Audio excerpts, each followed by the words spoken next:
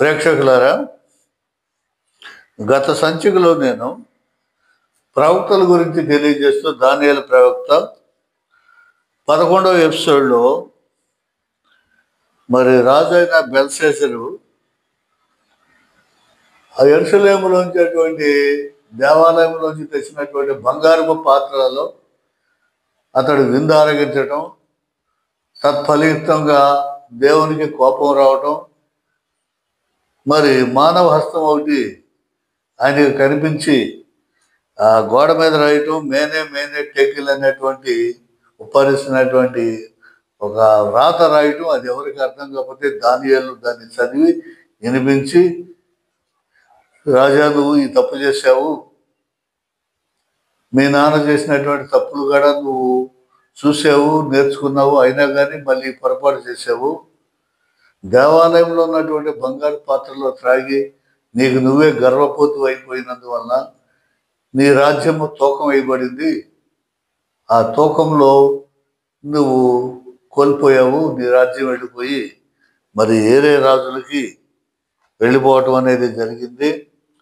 మాదీయులకు, పారసీయులకు 2 భాగాలుగా విభజించబడి నీ రాజ్యం వెళ్ళిపోయింది అని చెప్పేసి దానియేలు ఆ స్వప్న భావాన్ని చెప్పటం. దానికి రాజు చెప్పినట్లుగానే 3వ అధిపతిగా దానియేలు రాజ్యం మీదకి రాజ్యాధికారాన్ని అప్పచెప్పడం అనేది జరిగింది. అంతవరకు ఈ 11వ ఎపిసోడ్లో మీరు చూసి ఉన్నారు. ఇక ఈ 12వ ఎపిసోడ్లో ఏమిటంటే నేను చెప్పదలుచుకున్నది, బెల్షస్సరు రాజు మరణించిన తర్వాత 62 సంవత్సరాల వయసు గల మాదీయుడకు దర్యావేషు రాజు అయ్యాడు.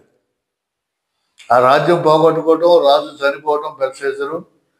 తర్వాత ఆయన స్థానంలో దర్యావేషు రాజు అవటం జరిగింది.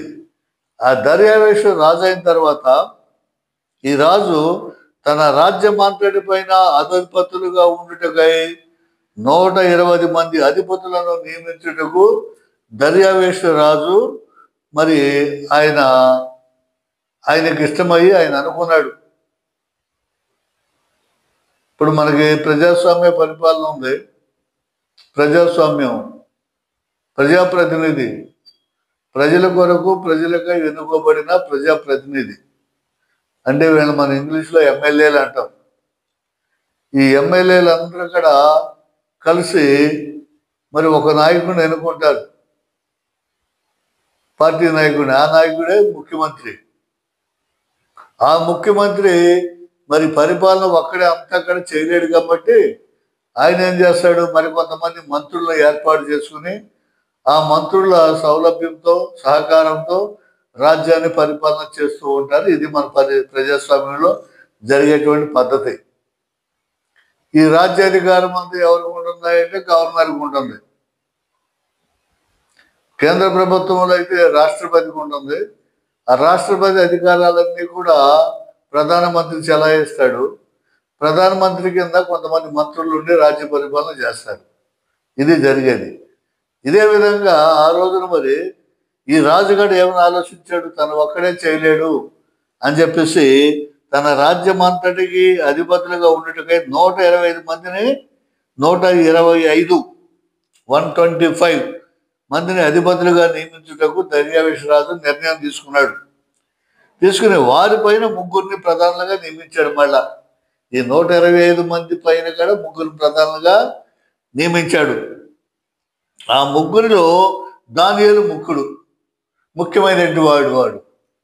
దానియేలు ముఖ్యమైనటువంటి వ్యక్తి, ప్రధానులుగా నియమించిన ఆ 3లో దానియేలు ముఖ్యుడు. రాజునకు నష్టము కలగకుండానట్లు ఆ అధిపతులు తప్పకుండా వీరికి లెక్కలు అప్పగించవలెనని ఆజ్ఞ ఇచ్చాను. రాజుకి, రాజ్యానికి ఎలాంటి నష్టం జరుపుకోకుండా ఉండటానికై మిగతా వాళ్ళందరూ కూడా ఖచ్చితంగా దానియేలుకి లెక్క అప్పగించాలని చెప్పేసి ఒక ఆజ్ఞని జారీ చేశాడు. ఆజ్ఞ ఇచ్చాను. ఈ దానియేలు ఎలాంటి వాడాయా అంటే తెలుసు కదా, మొదటి నుంచి కూడా యెహోవా దేవుని యందు భయభక్తులు కలిగినటువంటి వాడని మనం చెప్పుకున్నాం. ఎలాంటి వాడాయా అంటే దానియేలు అతి శ్రేష్టమైన బుద్ధి గలవాడు అయి ప్రధానులలోనూ అధిపతులలోనూ ప్రఖ్యాతి నొంది ఉండేది గనక రాజ్యమంతటి మీద అతనిని నియమింపవలెనని రాజు ఉద్దేశించారు. మంచి గుణగుణాలు కలిగినటువంటి వాడు, రాజు నమ్మిన బంటు, రాజుకు మేలు కలగటానికే సమస్తం చేసేటువంటి వాడు, మరి యోధ ధర్మం కలిగినటువంటి వాడు, దేవుని యందు భయభక్తులు కలిగినటువంటి వాడు కాబట్టి ఈ దానియేలే నాకు తగినటువంటి వాడు అని చెప్పేసి ఆయన్ని ముఖ్యమైనటువంటి అధిపతిగా నియమించాలని చెప్పేసి రాజు, ఏ రాజు అయినా దర్యావేషు రాజు ఆలోచన చేశాడు. ఉద్దేశము అందుగా ప్రధానులు అధిపతులను రాజ్యపాలన విషయంలో దానియేలు మీద ఏదైనా ఒక నింద మోపవాలనని తగిన హేతువు కనిపెట్టుచుండేది. ఇలా దానియేలు నియమించేసరికి మిగతా వాళ్ళందరికీ అసూయ ఏర్పడింది. ఏమిటి, ఎక్కడో యూదుల నుంచి తీసుకొచ్చి శరబట్టిన తీసుకొచ్చి మనందరి మీద ఆధిపత్యం చెలాయించడం ఏంటి, అతను చెప్పినట్లు మనం ఏంటి, రాజు నామమాత్రంగా ఉండటం ఏంటి, ఇదేం బాగాలేదు మనకి అని చెప్పేసి ఫీలింగ్ వచ్చేసింది. ఒక రకమైనటువంటి అసూయ వీళ్ళకి ఏర్పాటైపోయి మరి ఈ దానియేలుని ఏదో రకంగా తప్పు పట్టాలి, ఏదో రకంగా ఇరికించాలి అని చెప్పేసి అప్పటి నుంచి కూడా దానియేలు మీద కుట్రలు పన్నుకుంటా ఉన్నారు. అయితే దానియేలు ఎందులోనూ కూడా దొరకట్లా. సమస్త విషయాల్లో కూడా రాజుకు అనుకూలంగా ఉండి చక్కని పరిపాలన చేస్తాడు, ప్రజలందరూ సుభిక్షంగా ఉంటున్నారు, ఎక్కడ కానీ తప్పు దొరకట్లా, ఏ తప్పు పట్టుకుందామన్నా దొరకట్లా. అయితే అసలు ఏం చేయాలి, ఎలా వీడిని తప్పించాలి, వీడెవడు అసలు ఎక్కడి నుంచో వచ్చి మా మీద పెత్తనం చేయటం అని చెప్పేసి మిగతా వాళ్ళందరూ కూడా కుట్రల మీద కుట్రలు, రకరకాలుగా కుతంత్రాలు, ఆలోచనలు చేస్తూ ఉన్నారు. చేస్తూ ఎక్కడా దొరకట్లేదు కాబట్టి మనమే ఏదో ఒకటి క్రియేట్ చేయాలని చెప్పేసి ఆలోచన చేసి వీళ్ళంతా ఏం చేశారా అంటే, కాబట్టి వీళ్ళందరూ కూడా రాజుగారి దగ్గరికి వెళ్ళిపోయారు. సందడిగా రాజు మహాగణుడు, రాజు గొప్పవాడు, రాజు చిరకాలము జీవించునుగాక, రాజా మీలాంటి రాజు మాకు దొరకడం మేము పూర్వజన్మ సుకృతం, ఏనాడో పుణ్యం చేసుకున్నాం, మాకు ఈ ప్రజలకి మాకు ఏ లోటు లేకుండా మీరు చక్కని పరిపాలన చేస్తున్నారు, మీరు చిరకాలం వర్ధిల్లాలి, మీ ఆయుష్ పెరగాలి, మీరే రాజుగా కలకాలం ఉండాలి అని చెప్పేసి వీళ్ళు జే నాదాలు చేస్తూ రాజుగారిని ఉబ్బైపోయేటట్లు అక్కడ గొప్ప గొప్ప భజనలు ఆర్తనాదాలు చేసుకుంటూ రాజు దగ్గరికి వీళ్ళందరూ వెళ్ళారు. ఎవడైనా సరే పొగడ్తకు పడిపోతాడు. నీ ఎంతటి వాడు లేడు అంటే చాలు, ఇక ఎక్కడ అబ్బా నేనే గొప్పవాడి కోసం వాడు భుజాలు చూసుకుంటూ తడుముకుంటూ ఇదైపోతారు. నీలాంటి శక్తివంతుడు లేడు, నీలాంటి గొప్పవాడు లేరు. ఎలాగంటే ఆడవాళ్ళైనా సరే అబ్బా నీ అంత అందగట్టి లేదు, చాలా అందంగా ఉంటావు అనగానే ఇక మురిసిపోతున్నావు టైం, నేనే అందంగా ఉండడానికి కోసం. అలాగే మగవాడైనా సరే బాగా పొగుడుతున్నారంటూ, నువ్వు ఖచ్చితంగా మాట్లాడుతావు, నిక్కచ్చిగా మాట్లాడుతావు, మంచి ధైర్యం గలవాడివి, ఎవరిని లెక్క చేయవు, నువ్వు చాలా గొప్పవాడివి, నీ వలన ఇదంతా జరుగుతుందనేది వాడు ఉబ్బిబ్బైపోతాడు. అదేవిధంగా వీళ్ళు ఏం చేశారంటే రాజుగారిని బహుగా పొగిడి చేసరికి అప్పుడు రాజు అన్నాడు, ఏంటి కోలాహలం, ఏంటి విశేషం, ఎంత సంతోషంగా కోలాహలంగా ఉన్నారు, ఇంతమంది వచ్చారు, ఏంటి విశేషం చెప్పండి అని దర్యావేషు రాజు వాళ్ళని అడిగితే, రాజా నువ్వు చిరకాలము జీవించబడుదువు గాక, నీ ఆయుష్ పెరుగును గాక, నువ్వు గొప్ప రాజువి, నీలాంటి రాజు మేము ఎప్పుడు ఎక్కడెక్కడ చూసి, నీలాంటి గొప్ప రాజును మేము ఎక్కడ చూడలేదు, మీరే మా రాజు, చిరకాలం మీరే మాకు రాజుగా ఉండాలి అని చెప్పేసి రాజుగారిని వీళ్ళు మహా పొగుడుతూ ఉండేసరికి రాజుగారు అడిగాడు, చెప్పండి అసలు విషయం ఏంటో చెప్పండి అని చెప్పి సంతోషపడేసరికి వీళ్ళు ఏమని చెప్పారు తెలుసా, రాజుకు దర్యావేషు చిరంజీవై ఉండునుగాక, రాజ్యపు ప్రధానులు, సేనాధిపతులు, అధిపతులు, మంత్రులు, సంస్థానాధిపతులు అందరూ కూడి రాజు ఒక ఖండితమైన చట్టము స్థిరపరిచి దానిని శాసనముగా సాటింపజేయనట్లు యోచన చేసింది. ఎట్లనగా 30 దినముల వరకు వీరి యొద్ద తప్ప మరి ఏ దేవుణ్ణి యొద్ద అయినను మానవుని యొద్ద అయినను ఎవడను ఏ మనవియు చేయకూడదు. ఎవడైనను చేసినడలా వాడు సింహముల గృహలో పడదోయబడును.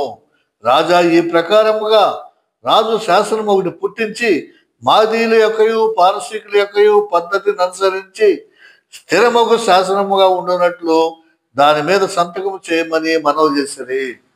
చూసారా ఎంత కుట్ర పొందారో. రాజా మీరు చిరకాలం ఉండేటట్లుగా మీరు ఒక శాసనం చేయాలి. 30 దినాల వరకు ఏ మనుషుడు, నీ రాజ్యంలో ఉన్నటువంటి ఏ మనుషుడు, ఏ భాష మాట్లాడేవాడైనా సరే, ఏ ప్రాంతపు వాడైనా సరే, నీ రాజ్యాధికారం కింద ఉన్నటువంటి ఎవడైనా సరే నిన్ను తప్ప ఎవరని పూజింపకూడదు. నిన్ను తప్ప ఎవరిని కూడా పొగడకూడదు. నీవే మాకు సమస్తం అని చెప్పి ఎవరిని పొగడకూడదు, చేయకూడదు. అలా పొగిడి చేసిన ఎడల అలాంటి వాడిని సింహపు బోన్లో పడేయాలి. కాబట్టి ఈ విధంగా ఒక శాసనం తయారు చేసి మీరు చేయండి. పారసీకులు కానీ మాదీయులు కానీ వీరు ఆచారం ప్రకారము రాజే మా దైవం అని చెప్పేసి వాళ్ళు కొలుస్తారు. కాబట్టి ఆ ప్రకారం మీరు ఒక శాసనం చేసి దాని మీద సంతకం చేసి రాజముద్ర వేసి మాకు ఇవ్వండి అని చెప్పేసరికి రాజు, ఓ అంతే కదా, నన్నే కదా మీరు కొలవమనేది, నన్నే కదా పూజింపమనేది, వేరే దేవతలను ఎవరు కొలుస్తారు వీళ్ళు, నేను తప్ప మీకు దేవుడు ఎవరు ఉన్నారు, నేనే కదా సుభిక్షంగా చూసేది మిమ్మల్ని అందరినీ, దీనిలో తప్పేం లేదు. కాబట్టి శాసనం తయారు చేయండి, నేను సంతకం చేస్తాను, రాజముద్రేసి మీకు ఇస్తానని చెప్పేసి ఈ రాజుగాడ మరి ఒప్పుకుంటాడు. ఒప్పుకుని ఆ శాసనంను తయారు చేయించేసి ఆ శాసనాన్ని చాటింపు చేస్తారు. అంతా కూడా రాజ్యం అంతటి కూడా చాటింపు చేస్తారు. 30 రోజుల వరకు ఖచ్చితంగా ఈ రాజు శాసనాన్ని పాటించాలి. దీనిలో ఒక గడి అయినా ఒక నిమిషమైనా ఎవడైనా సరే రాజును తప్ప ఎవరినైనా పొగడినా, పూజించినా, కీర్తించినా, మాకు నువ్వేనని చెప్పి అది కావాలి ఇది కావాలని చెప్పి యోచించినా, అడిగినా అలాంటి వాడిని పట్టుకుని సింహ బొర్లో వేసేయాలని చెప్పేసి సాటింపు చేయించి ఒక చట్టం అనేది చేశారు. చేసి మరి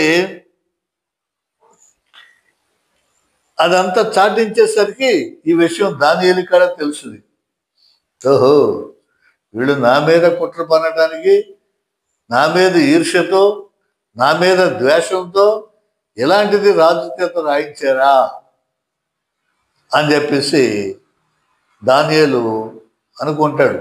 పన్ను రాజైనా మరి మంత్రులలో, ప్రధాన మంత్రులు అందరిలో ముఖ్యుడైనటువంటి దానియేలు కాబట్టి దానియేలుని పిలిచి ఆయన సమక్షంలో ఈ రకంగా చట్టం చేయమంటున్నారు, ఏంటి మరి చెయ్యాలా వద్దా, ఏం జరుగుతుంది అసలు ఇక్కడ అని చెప్పి ఆయన కూడా ఏమీ ఆలోచించలా. దానియేలుని సంప్రదించబోయేసరికి ఈ రాజు ఏంటి ఆ పొగడకి ఉబ్బిపోయాడు. వాళ్ళు పొగడేసరికి ఆ పొగడకి సంతోషపడిపోయి, అమ్మ నేనంటే ఎంత ఇదిగా ఉంది ప్రజలకి అని చెప్పేసి వాడు ఆలోచన చేశాడు. కానీ దీంట్లో అసలు ఏముందనేది ఇక్కడ ఆలోచన అనేది చేయకోకుండా చట్టం చేసి ఇచ్చేసాడు. ఇక చట్టం చేసిన తర్వాత దానియేలుకి తెలిసింది, సరే నా దేవుడు ఉన్నాడు, నా గురించి వీళ్ళు చేసి ఉంటారు అని చెప్పి ఆలోచన చేసి దానియేలు యథాప్రకారంగా తన మేడగది మీదకి వెళ్ళి మరి రోజులాగానే ప్రార్థన చేయడం మొదలెట్టాడు. తన కిటికీలు యెరూషలేము వైపు తట్టి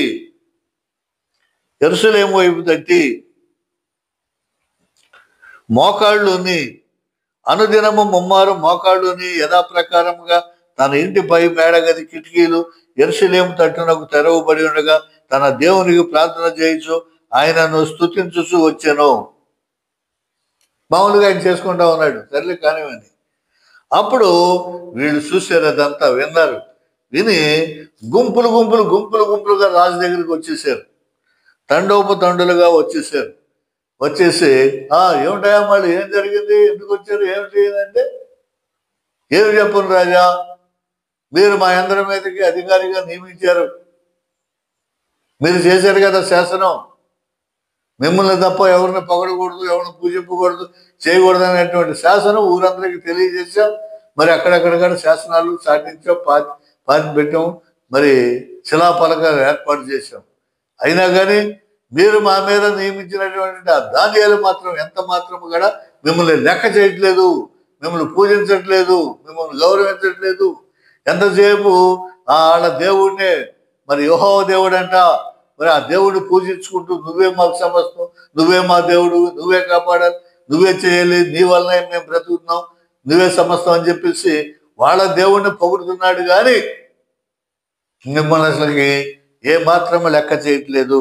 మరి అలాంటి వాడిని తీసుకెళ్లి సింహం బోన్లో వేయాలని చెప్పేసి మీరు ఆజ్ఞ ఇచ్చారు కదా, రాజు చిరకాలం వరకు జీవించును గాక, మీ ఆజ్ఞ ఎంత మాత్రమో తీసివేయకోకుండా ఉండబడును గాక.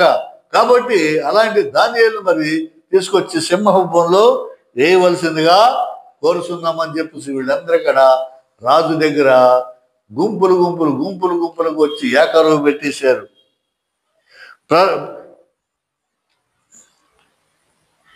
ఎవడైనా చేస్తున్న ఎడల వాడు సింహపు గృహంలో పడద్రోయబడునని నీవు ఆజ్ఞ ఇయలేదా అని మనవి చేయగా, రాజు మాదీయుల యొక్కయు పారసీకుల యొక్కయు పద్ధతి ప్రకారము సంగతి స్థిరము, ఎవరునో దాన్ని రద్దుపరచజాలరనెను. నేను చేసిన శాసనం అది స్థిరమైంది, గట్టిది, నా శాసనాన్ని ఎవడో రద్దుపరచడానికి వీలు లేదు అనేను.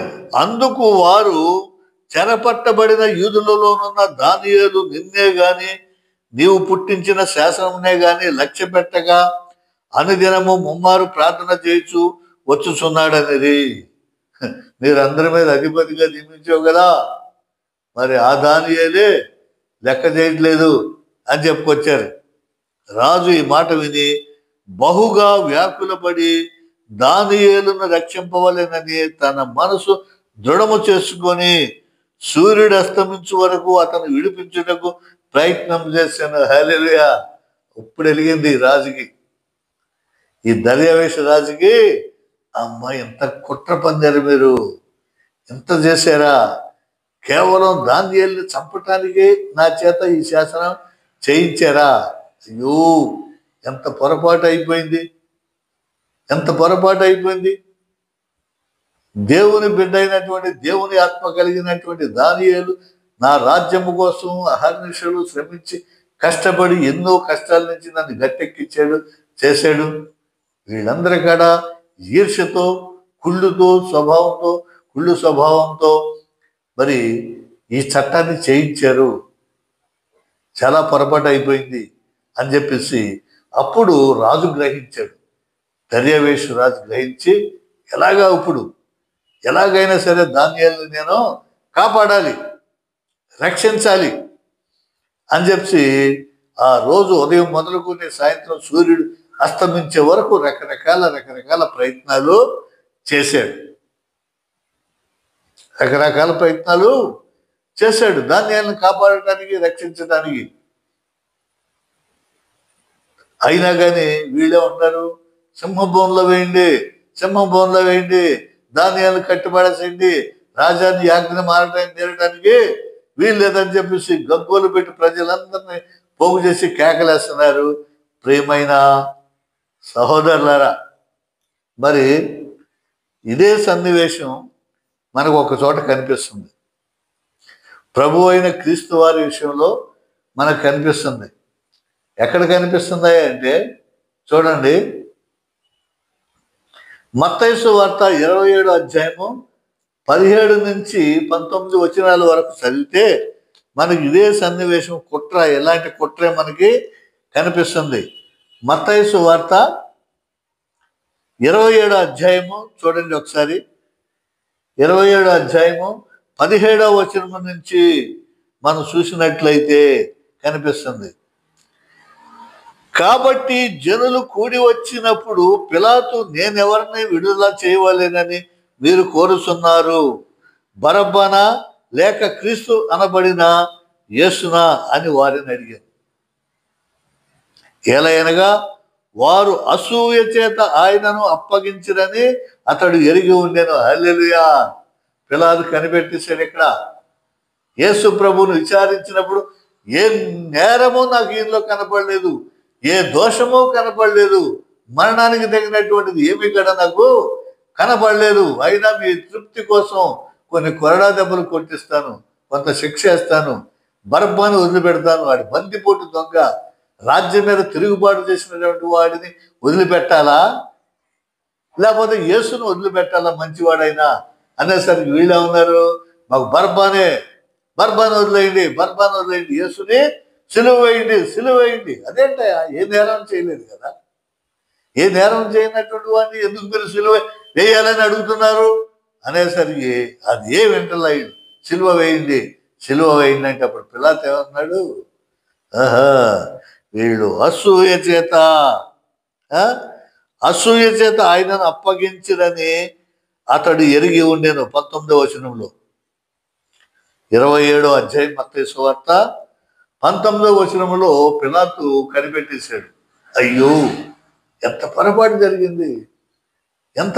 జరిగింది, ఎంత అసూయ వీళ్ళందరికీ యేసు ప్రభు అంటే అని చెప్పేసి ఆయన గడ శత విధాల ఎలాగైనా ఈయన విడిపించాలి, ఎలా అయినా తప్పించాలి అని చెప్పేసి ఆయన ప్రయత్నం చేశాడు. అంతేకాకుండా ఈ పిలాతు న్యాయపీఠం మీద కూర్చొని ఉన్నప్పుడు అతని భార్య, నీవు ఆ నీతిమంతుని జోలుకు పోవద్దు.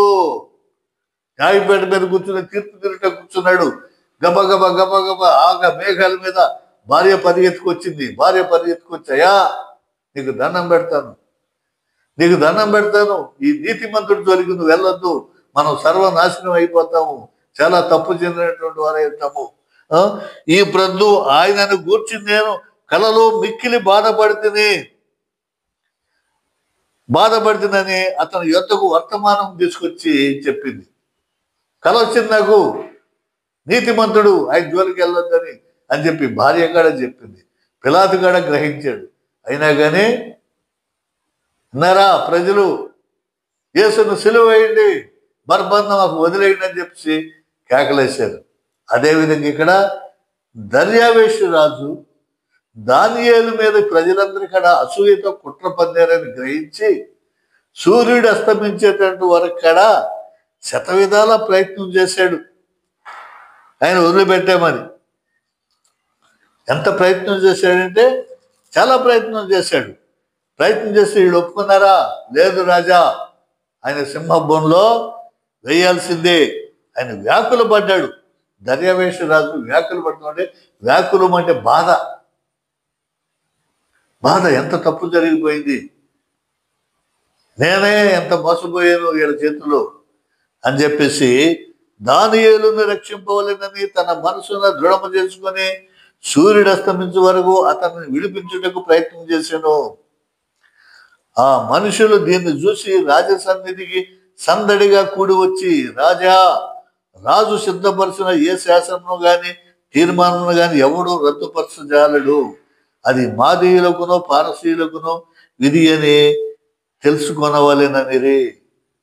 ప్రజలు కూడా రాజు ఏంటి నాటకం ఆడుతున్నాడు, తడబడుతున్నాడు, ఆలస్యం చేస్తున్నాడు, కాబట్టి ఏదో తప్పించేందుకు ప్రయత్నం చేస్తున్నాడని చెప్పి మళ్ళీ ప్రజలందరూ కూడా గుంపులుగా వచ్చి, రాజా నీ శాసనానికి నువ్వే కట్టుబడి ఉండాలి, లేకపోతే నీ పేరు పోతుంది, నువ్వు చరిత్రహీనుడు అయిపోతావు, మాదేలు పారసీకులకు నువ్వు మాట ఇచ్చావు, ఆ జాతి ఈ జాతి అందరూ కూడా మరలా తిరుగుబాటు చేస్తుంది, రాజ్యంలో పెద్ద గొప్ప తిరుగుబాటు వస్తుంది, నీ శాసనాన్ని నువ్వే తప్పినట్లయితే ఇక నిన్నెవరో లెక్క చేయరు. దానియేలే నిన్ను లెక్క చేయలేకపోయేసరికి ఆయన శిక్షింపకోకుండా నువ్వు ఉన్నట్లయితే ప్రతి ఒక్కడు కూడా నీ శాసనాన్ని ధిక్కరించి నిన్నెవడో లెక్క చేయరు రేపు రొద్దున, కాబట్టి ఆలోచించమని చెప్పేసి తొందర పెట్టారు. అంతటా రాజు ఆజ్ఞయ్యగా బంట్రోతులు దానియేలును పట్టుకొని సింహ గృహలో పడద్రోసేది. ఏం చేస్తావు? ఇక పిలాతు చేతులు కడుక్కోలా, ఇకేం చేయలేక చేతులు కడిగేసుకున్నాడు, ఈ పాపం నాకు అంటకూడదని. వాళ్ళు ఏమన్నారు, మా పైన మా పిల్లల పైన పడునుగాక, మేమే వేసుకుంటామని చెప్పి ప్రజలు యేసుని సిలువగా తీసుకుపోతారు. అట్లాగే పిలాతు కాడ చేతులు కట్టుకున్నాడు. ఇక్కడ దర్యావేషు రాజు కాడ ఏమీ చేయలేక ఇక ఆజ్ఞ ఇచ్చేసాడు, తీసుకెళ్ళండి, దానియేలు పూజించే దేవుడే దానియేలు కాపాడతాడు, ఇంకా నేనేమీ చేయలేను అనుకుని మనసులో బాధపడుతూ తీసుకుపోమంటే వాళ్ళు తీసుకెళ్ళి సింహపుల గుహలో పడద్రోయగా రాజు ఏమన్నాడు తెలుసా, దానియేలు నేనేమీ చేయలేకపోతున్నానని గద్గద స్వరంతో, దుఃఖ స్వరంతో, నీవు అనుదినము తప్పక సేవించుచున్న నీ దేవుడే నిన్ను రక్షించునని దానియేలుతో చెప్పాను. నేనైతే ఏం చేయలేకపోతున్నాను. నువ్వు ప్రతి దినము ఏ దేవుడికి ప్రార్థన చేస్తున్నావో ఆ దేవుడికి నిన్ను తప్పకుండా రక్షిస్తాడయా అని చెప్పేసి ఆ రాజు చెప్పి, మరి ఆ కంఠస్వరము ఒరిగిపోతుంది. ఏంటా నాకు ఈ శాస్త్రం జరిగింది, ఏమైపోతుందో ఇక నా రాజ్యం, ఏం జరుగుతుందో అని చెప్పేసి నేను ఒక నీతిమంతుడిని బలి తీసుకుంటున్నానే, నీతిమంతుడికి నేను శిక్ష విధించానే. పిలాతు ఎలాగైతే బాధపడ్డాడు, ఈయనగాడు అలాగే బాధపడ్డాడు చెప్పాను. అంతటా దానియేలుతో చెప్పాను, వారు ఒక రాయి తీసుకుని వచ్చి ఆ గృహద్వారమున వేసి దానిని మూసిరి. మరియు దానియేలును గూర్చి రాజు యొక్క తీర్మానమును మారునేమయ్యని రాజు ముద్రను అతని అధికారుల ముద్రను వేసి దాన్ని ముద్రించింది.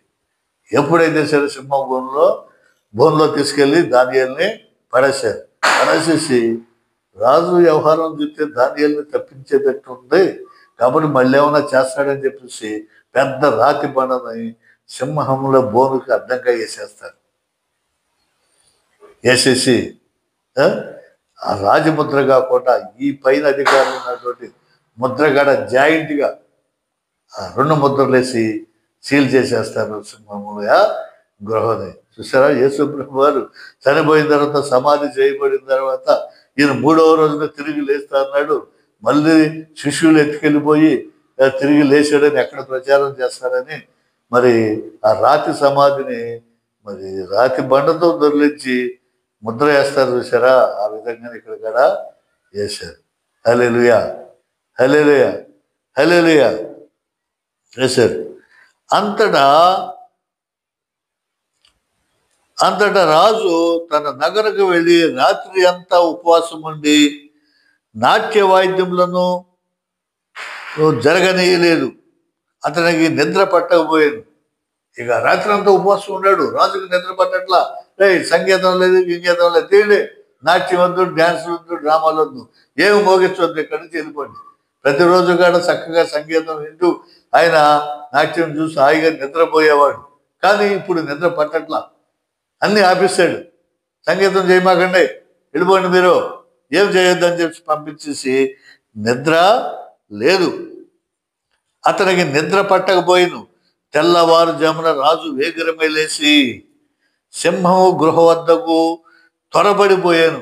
ఎప్పుడు తెల్లారుతుందా, అసలు ఏమైపోయాడు, దానియేలు చనిపోయాడా, అలా దేవుడు కాపాడబడ్డా, దేవుడు కాపాడాడా, ఏమైందో తెలుసుకోవటానికి ఎప్పుడు తెల్లారుదని చెప్పి తెల్లవారులు నిద్రపోకుండా ఉపవాసం ఉండి అయ్యా మరి దానియేలుని కాపాడు, దానియేలు దేవా, దానియేలును రక్షించిన దేవా, దానియేలు కాపాడే దేవా, దానియేలు ఆత్మలో ఉన్నటువంటి దేవా, నువ్వే కాపాడు దానియేలు అని చెప్పి ఉపవాసం ఉండే తెల్లవారులు మరి ఆయన వేడుకుంటూ తెల్లవారుగానే త్వరగా గృహ దగ్గరికి వెళ్ళాడు.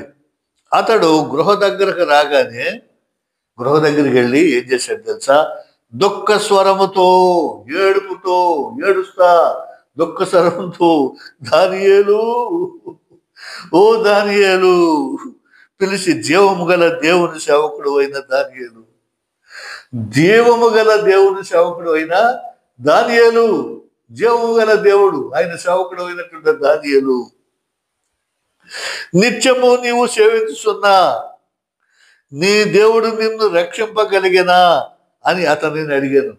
నిత్యము వేళలా సేవిస్తున్నటువంటి దేవుడు నిన్ను రక్షింపగలిగినా, దానియేలు పలుకు, బ్రతికే ఉన్నావా, ఏమైపోయావయ్యా అని ఏడుపు స్వరంతో బిగ్గరగా అడిగాను.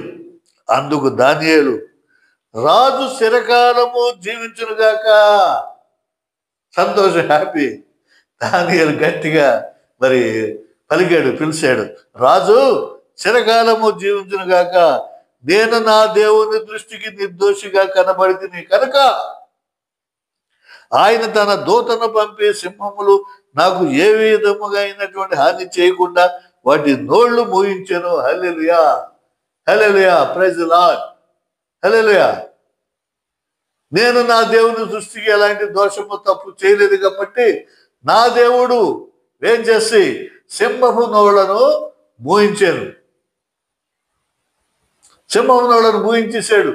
చూడండి, మరి తన భక్తుల్ని దేవుడు చాలాసార్లు కాపాడాడు. దావీదు ఏం చేశాడు? గొర్రెల కాపరిగా ఉన్నప్పుడు సింహాలు వస్తే సింహాన్ని చీల్చేశాడు. సంసోను ఏం చేశాడు? సంసోను గాడ సింహాన్ని చీల్చి అవతల పడేశాడు, దేవుని యొక్క శక్తితో, బలం. ఇక్కడ మరి సింహపు నోళ్ళు ముయ్యబడి చక్కగా పిల్లిలాగా చుట్టూ తిరుగుతూ కూర్చుని చక్కగా వాటితో ఆడుకున్నాడు లోపల దానియేలు. దానియేలును సింహపు బోనులో ఆదుకున్న నాదుడని. హల్లెలూయా. దానియేలుని సింహపు బోనులో ఆదుకున్న నాదుడనివే. దానియేలును ఆదుకున్నాడు ప్రభు. అక్కడ షడ్రకు మిషకు అబేద్నెగోలతోనేమో ఒక దూతను పంపించి అగ్నివాసన నల్టకుండా అబేద్నెగోలతో ఉండిన దేవా. హల్లెలూయా. అక్కడ అగ్ని వాసన, అసలు వాసనే అంటుకోకుండా అబేద్నెగోలతో దేవదూత వచ్చింది, కాపాడింది. ఇక్కడ సింహభూమిలోకి దానియేలును ఆదుకుని సింహపు నోళ్ళు మూయటం అనేది జరిగింది. నా దేవుడు నన్ను సింహపు నోళ్ళు మూయించెను. రాజా, నీ దృష్టికి నేను నేరము చేసిన వాడును కాను కదా. ఓ రాజా, నేనేమైనా తప్పు చేశానా? నీ దృష్టికి నేనేమైనా నేరం చేశానా? నీ రాజ్యానికి అపకారం కానీ, నీకు కానీ అపకారం కానీ, ప్రజలకు కానీ ఏమైనా అపకారం చేసేనా రాజా అని చెప్పేసి అడుగుతున్నాడు. రాజు ఇందును గూర్చి అతి సంతోషభరితుడై దానియేలును గృహం నుండి పైకి తీయుడని ఆజ్ఞేయగా బంటురతులు దానియేలును బయటికి తీశారు. అమ్మ, ఎక్కడలేని సంతోషం దానియేలుకు వచ్చేసింది. అయ్యో, ఎంత గొప్పవాడు దేవుడు! నీ దేవుడు దానియేలు, నీ దేవుడు ఎంత గొప్పవాడు అని చెప్పేసి, రాయ్ బంటురతులారా, రైలే దానియేలును బయటికి తీయండి అని చెప్పేసి ఆ బంటురతులకి ఆజ్ఞ ఇచ్చి దానియేలును సింహపు ఆ బోన్లోంచి బయటికి రప్పించాడు. తర్వాత మళ్ళీ ఏం చేశాడు? రప్పించేసి దానియేలు మీద ఎవరైతే నేరం మోపారో, ఎవరైతే సాడీలు చెప్పారో, ఎవరైతే అసూయపడ్డారో, వాళ్ళందరూ లాక్కురండి అన్నాడు, ఇడుచుకురండి అవతలగా అన్నాడు. ఎవరెవరైతే దానియేలు మిమ్మల్ని పూజించట్లేదు, చేయట్లేదు అని చెప్పేసి మరి కపటోపాయంతో శాసనం చేయించారో వాళ్ళందరినీ, వాళ్ళ కుటుంబాన్ని, పిల్లల్ని, జల్లల్ని, భార్యలను అందరినీ తీసుకురండి అని చెప్పేసి వాళ్ళు లాక్కొచ్చి వీళ్ళందరినీ కూడా వేయండి, సింహభూమిలో వేయండి, వీళ్ళని వేయండి. ఇలాంటి వాళ్ళు నా రాజ్యంలో ఉంటే నా రాజ్యానికి చేటు, ఇంకా ముందు ఎన్ని చేస్తారు వీళ్ళు తెలియదు అని చెప్పేసి వాళ్ళందరినీ సింహపు బోన్లో విసిరేసేసరికి సింహాలు బోనులో అడుక్కు పడకముందే సింహాలు ఎగిరి పట్టుకుని ఒక్కొక్కరిని ముక్కలు చేసి బైకులతో సహా పిండి చేసేసి వాళ్ళని పడేసారు. వాడు భార్యల్ని, పిల్లల్ని, మొత్తం ఎవరైతే ఉంటారో వాళ్ళందరిని కూడా లోపల వేసేసాడు.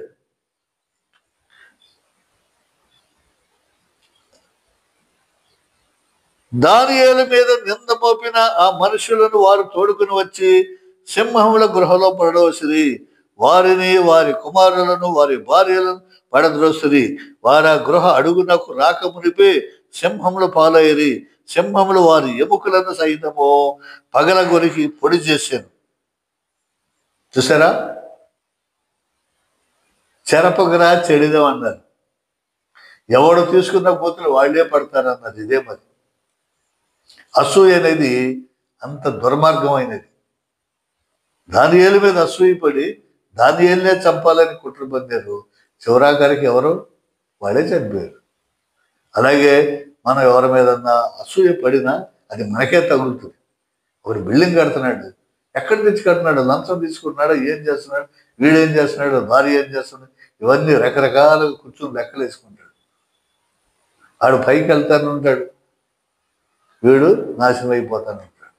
కారు కొన్నాడు, ఎక్కడ కొన్నాడు, స్థలం కొన్నాడు, ఎక్కడి నుంచి తెచ్చుకున్నాడు, పొలం కొన్నాడు, ఎక్కడి నుంచి తెచ్చుకున్నాడు అని చెప్పేసి మనకి ఈర్ష్య అసూయలో పడేటువంటి జనం చాలామంది ఉంటారు.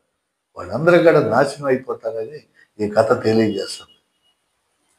నాశనం అయిపోతారు. అసూయ పడకూడదు.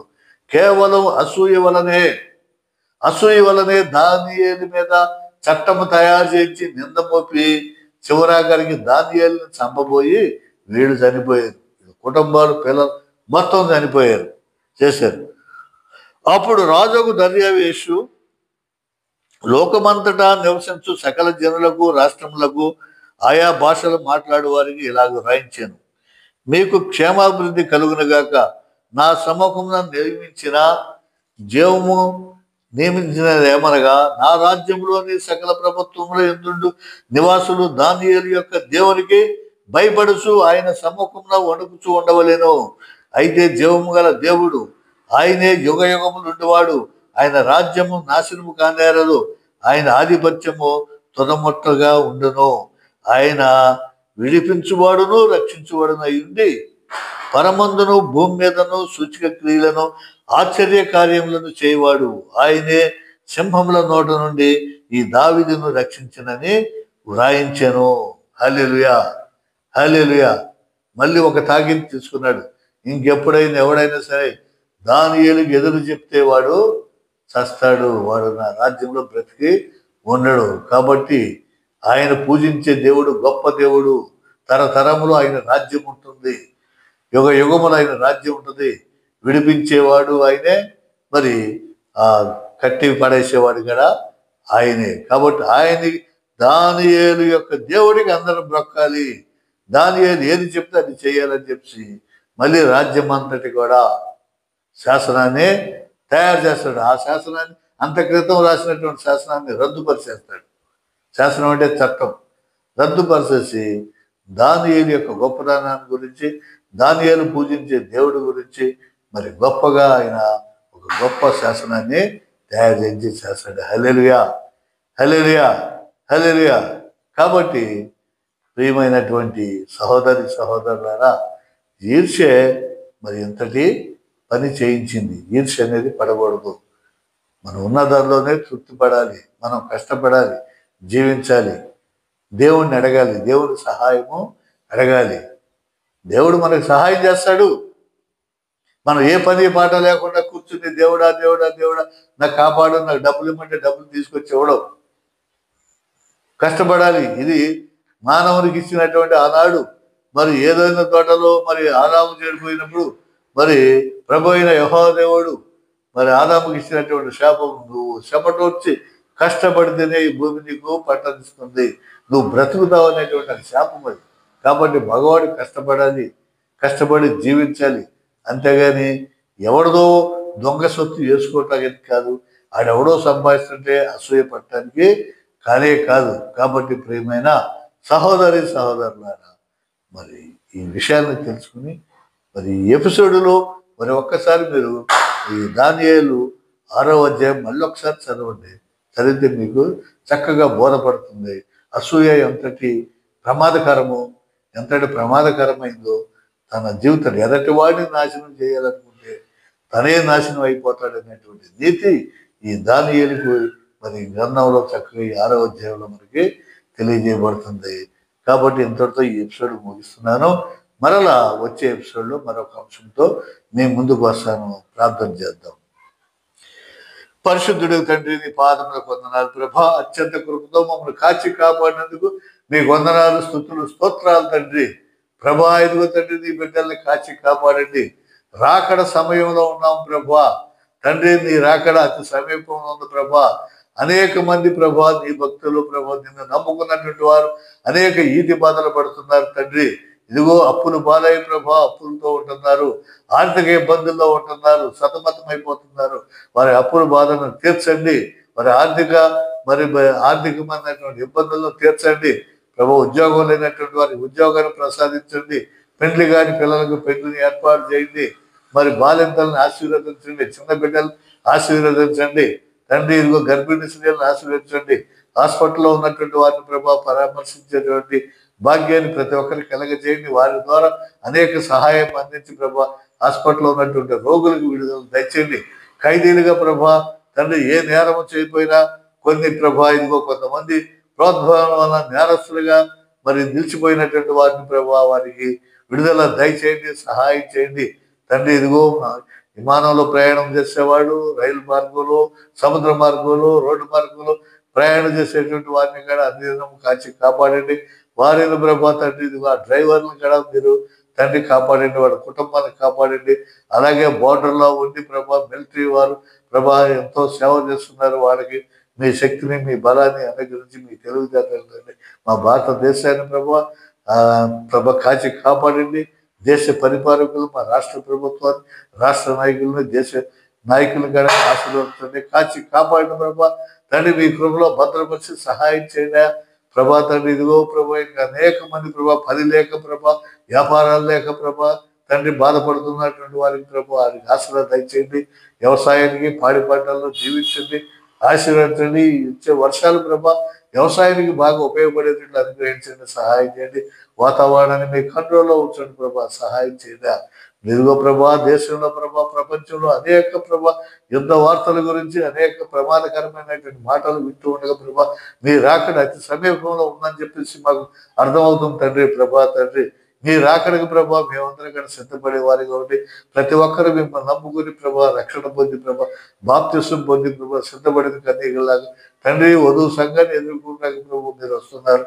మిమ్మల్ని తండ్రి నూతన ప్రభా ఇదిగో నూతన పెండ్లి కొడుకు మిమ్మల్ని ఎదుర్కొంటానికి మేము కూడా సిద్ధపడి ఉన్నటువంటి వారిగా తండ్రి మా విశ్వాసాన్ని, మా హృదయం అనేటువంటి సిద్ధుల్లో ప్రభా విశ్వాసాన్ని నింపి ప్రభా మిమ్మల్ని ఎదుర్కోవడానికి, మేము ప్రార్థించడానికి మీరే రక్షకుడు, మీరే దేవుడు అని చెప్పేసి మేము నమ్మి ప్రభా తండ్రి మీ ద్వారా తప్ప మరి ఎవడను పరలోక రాజ్యంలోకి చేరలేడు అనేటువంటి విశ్వాసాన్ని, నమ్మకాన్ని మాకు దయచేసి ఆశ్రయించి కాచి కాపాడమని ఈయన మనవలంగ్యం మా ప్రభుని యేసుక్రీస్తునామమున ప్రార్థించి వేడుకొచ్చున్నాం తండ్రి. ఆమేన్, ఆమేన్, ఆమేన్. స్తోత్రం. హల్లెలూయా, హల్లెలూయా. అందరికీ నమస్కారం.